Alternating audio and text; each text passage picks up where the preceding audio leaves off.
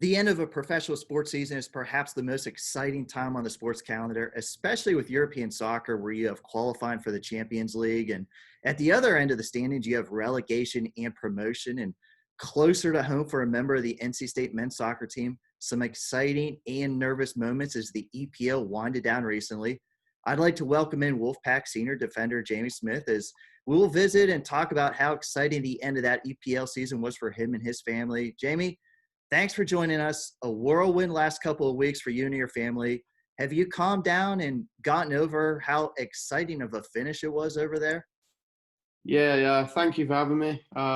No, it was a surreal couple of weeks. Obviously, being at home was extra special with the family, and winding down them closing games to the season was obviously very nerve wracking. Sat at home, but they managed to get over the line, and the feeling at the end of it is obviously a very pleasing one. And they're in the Premier League next season. That's all they wanted to. Of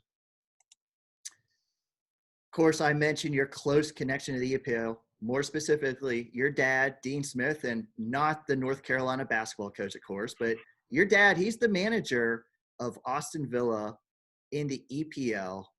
It was their first season in the Premier League since 2016 and a great four-game stretch to end the season and to avoid relegation and once again be playing in the EPL next year. And your dad's the head coach, obviously, but your family history with the club goes way back before he was hired in October of 2015.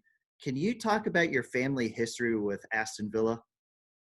Yeah, so obviously the last couple of years have been whirlwind couple of years with my father taking over the club that the whole family supports. I mean, it started back with my granddad, who sadly passed away during COVID-19. So um, it was all started with him. He used to be a steward at Aston Villa, in the Holt End or one of the other stands as well. And he used to take my dad and his brother down to the games on a regular basis.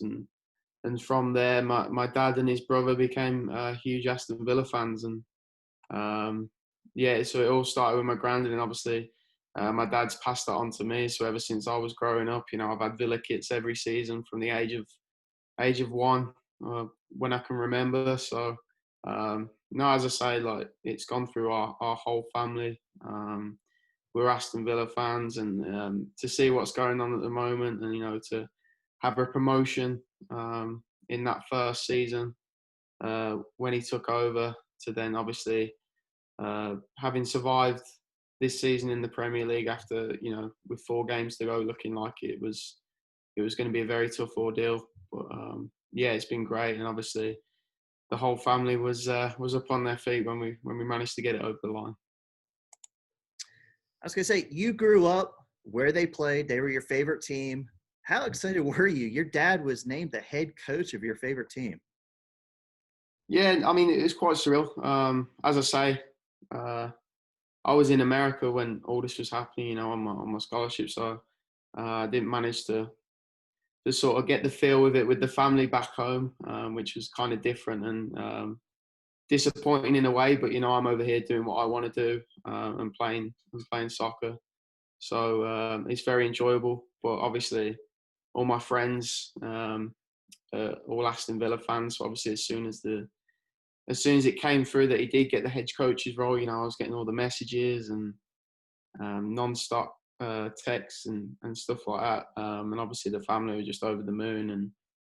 And to obviously take that to the next level of success and manage to fly home for the playoff final last year, which got us promoted, was a crazy, crazy situation. And one at the start of the last season we didn't expect. So it's been a crazy couple of years, as I say.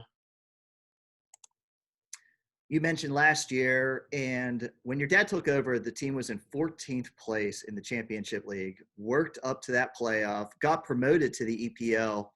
Can you kind of explain to Americans how big of a deal is it for a team to be promoted? Yeah, I mean, promotion in itself is obviously a wonderful thing. Obviously, with the leagues and the MLS and the pro leagues over here, they don't really have a promotion and relegation ordeal. But yeah, to obviously get promoted from the Championship to the Premier League, the funding that's involved with the Premier League for any club that gets promoted is obviously massive. And then for us as well, going through the playoffs, having to play 2 games before that final against West Brom, beat them on penalties, which I watched in the States, funny enough. So that was horrible on my stomach. And then obviously to be able to go to Wembley, that just dropped. To be able to go to Wembley and be with my family and obviously go through the emotions that day entailed was honestly, it was something I'll never forget. And the celebrations after made up for it as well. And it was a surreal day, and there was lots of tears and lots of emotion, as I say. But to obviously see that and see my father take the club that he loves to the Premier League was something special. And that was last year. They got promoted. So this year was their first season in the EPL. With the coronavirus, the league stopped and then started back up without fans. And you mentioned the last 4 games of the season. It might be fair to say they were struggling a little bit down at the end, but 4 games, they got 2 wins, 2 ties, squeaked out. And then the final day, obviously very exciting. How nervous were you down this end of the season here? Yeah, no, it was a very nervous time. Obviously, very different watching the games on the television screen rather than being in the stadium. Being with my whole family, watching the games. My mom, she gets more nervous than anyone in the house. So it was quite interesting. Just seeing no fans at the stadium, it just created a different atmosphere than you might see. I mean, I tended to watch the games with no crowd noise, so it was quite interesting for me just to hear all the players' noises and stuff. But as you say, then we had 10 games to go after the project restart with the COVID-19 implications, and it didn't go as to plan as it maybe could have those first 6 games. But then we got that big win against Crystal Palace, which was just a big lift for everyone. And then obviously a point against Everton was a game we probably should have won. And then obviously the Arsenal game was an absolutely huge result. To go and get 3 points against them obviously set us up for that final day and kept us outside the drop zone going into the final day, which I think was really important, because if we'd have lost against Arsenal or drew against Arsenal, we'd have been chasing the pack, and it would have been 2 or 3 points behind. But to have won that game and be out the relegation zone going into the final day was pretty huge. And obviously a draw was enough in the end, even though we probably should have won on the final day. But no, it was great to watch. And my father was very pleased, and I managed to call him straight after the game, and just, it was crazy. Like you said, that last game of the season, they had to travel to West Ham, got the result, got the tie. Where did you watch that game? Funny enough, I flew back to the States just after the Arsenal game. So I was in my apartment with Brad Sweeney and Kuda Musgrave. Brad obviously is a West Brom fan, so there's a little bit of a rivalry there. Obviously West Brom had just got promoted, but he was back in Villa to try and stay in the Prem so that we could support them both next season when they come up against each other. So yeah, I just watched it here with a few of the lads who live in the apartment with me, and yeah, it was a nerve-wracking day. I don't think I spoke much during the game, and they were giving me other results from the other games, but I was just fully focused on watching us and hoping that we'd win. Were you able to enjoy the game at all, or were you just nervous the whole time? Honestly, I love watching Villa, but I can't say that I've been enjoyed watching the game in a long time. No, of course, it's obviously with being an Aston Villa fan anyway, you're always nervous for your team, but when your family's involved with them as well, I think it becomes a little bit more nerve-wracking.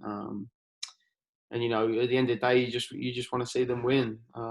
So yeah, like obviously I enjoy watching them. The nerves get the better of me sometimes. and sometimes I don't enjoy it as much and can get very frustrated. But at the end of the day, that's football or soccer, and that's just how it is. Getting you back to NC State practice, hopefully getting underway next week. How excited will you be to get back out onto the soccer field for your final season?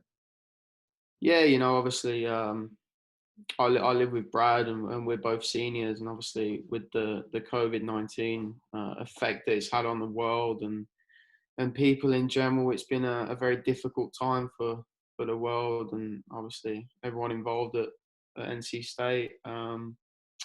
So yeah, I mean, we haven't trained together since mid-February when everything got closed down. So that's been a very very strange and long period to be without the team and be around familiar faces. So to be able to get back out on the field will be great, and to see everyone again will be absolutely fantastic. And honestly, I can't wait to get going again.